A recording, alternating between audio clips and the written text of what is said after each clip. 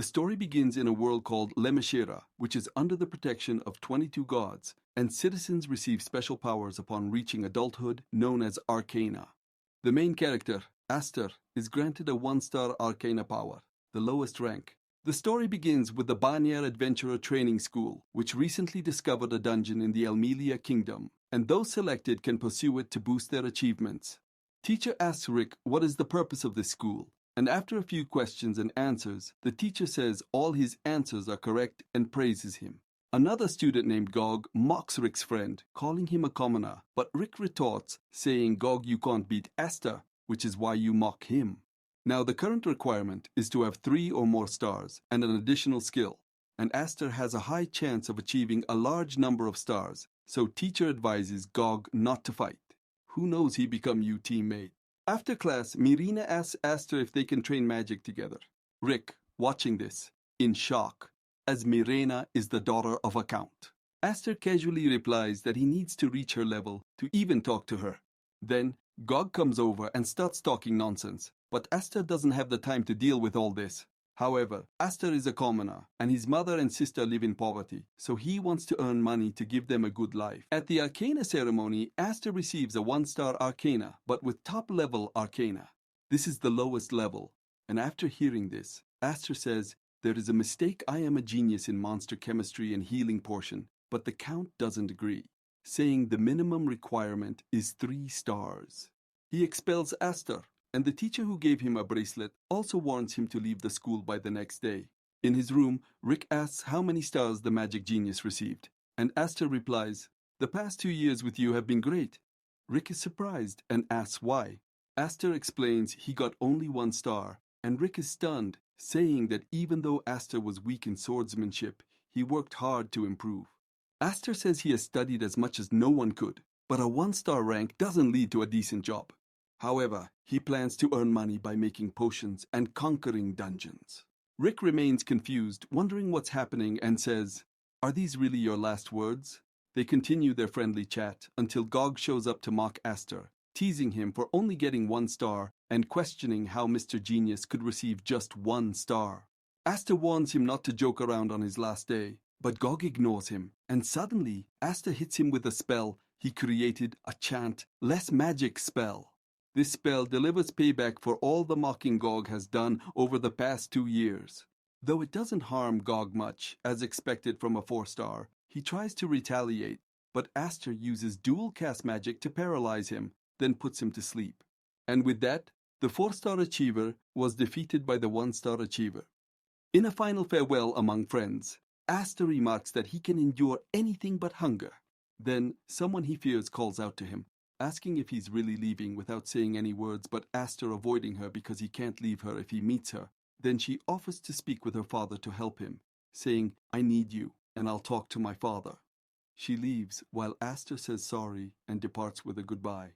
After departing from the school, Aster went to the city of Gads, where adventurers visit for new missions and money. However, in such a big capital, Aster gets lost while searching for the Adventurers Guild. In this place, 1-stars are treated almost like slaves. Actually, they're considered no different from slaves. While looking for the guild, he runs into a beggar, donates a large amount to him, and asks where the guild is.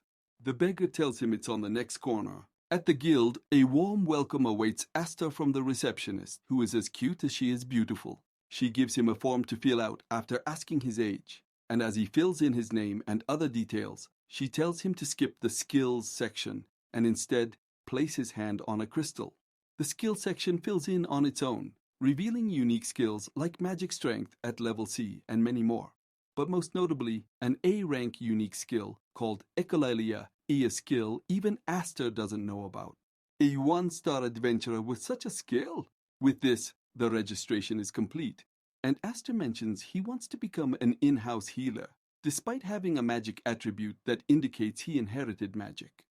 Since the guild is currently in need of healers, his request is approved.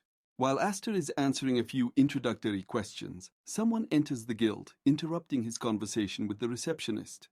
The unknown person directly asks Aster if he's a healer, and he responds with a yes.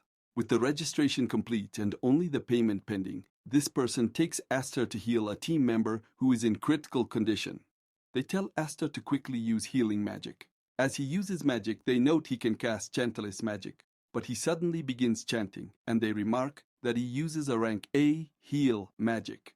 The person he heals is named Yu, and as he is giving her medicine, she wakes up and asks, "Who are you, asshole?" Aster replies that he's the healer, and in that moment, another girl hugs him, while the rest of the team pulls her away. After this, they're all hungry, so they go to a cafe on their leader's treat. There, an argument starts about hiring a healer without asking the price first. They introduce themselves. The guy who brought Aster is Ainz, the fox guy is Renjuru, the armored girl is Mint, and the cutie is Yu. After some talk, Aster tells them his price for the healing medicine and treatment, 300 raka. They're shocked at how cheap it is. Renjuru explains to Aster how to properly set his prices and how price work in grades, and pays him 30,000 raka, the cost of the medicine. He explains that their high rate is because the Count hired all the freelancer healer, the same Count who considers adventurers as lowly creatures.